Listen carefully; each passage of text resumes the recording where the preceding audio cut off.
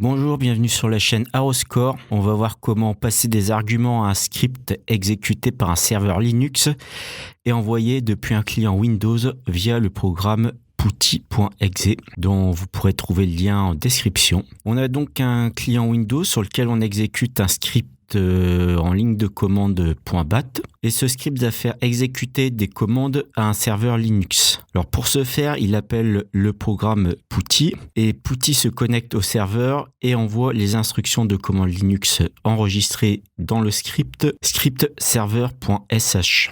Par exemple, ce script peut contenir des instructions pour faire des modifications en base de données. Et pour faire cette opération, il suffit d'exécuter cette commande putty.exe-ssh, le login ssh, -pw avec le password, -m avec le chemin vers le script serveur qui contient les instructions à faire exécuter par le serveur. Donc ici, c'est server script.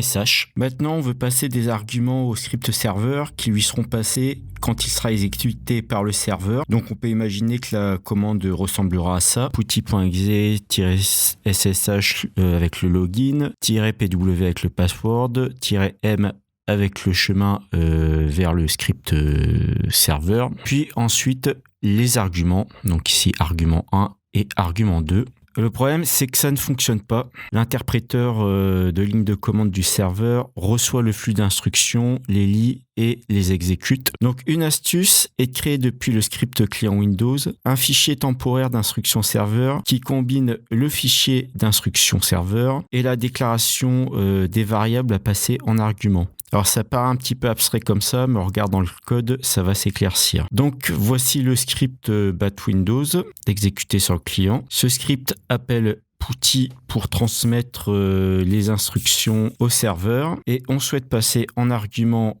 au script serveur. Donc par exemple ici, les identifiants de connexion à une base de données. Bon, donc là pour l'exemple, le script serveur va se contenter de les afficher.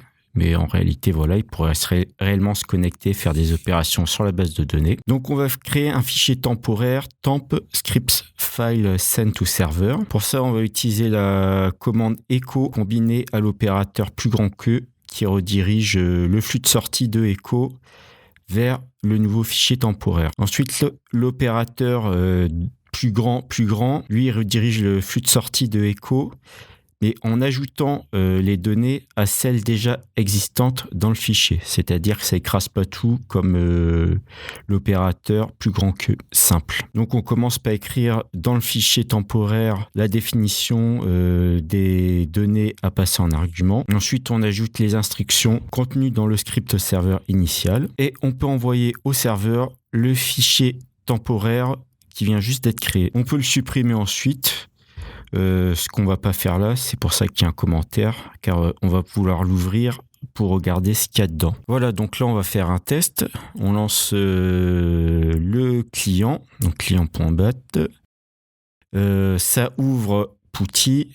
Le script est exécuté et affiche les données donc côté serveur pour se connecter à la base de données. Là, on va ouvrir le fichier d'instruction serveur temporaire qui a été créé par le script client. Donc, on voit que les données qu'on souhaitait passer en argument sont déclarées avant le jeu d'instruction envoyé au serveur Linux. Si on examine le fichier d'instruction Windows client, donc on peut voir que les 3 premières instructions echo correspondent à la création du fichier temporaire et à la création des lignes déclarant et initialisant les variables que l'on souhaitait passer en argument. Et la commande type, combinée à l'opérateur plus grand, ajoute le contenu de scriptserver.sh dans ce fichier temporaire. Voilà, j'espère que ce tuto vous a été utile. Il est un petit peu technique.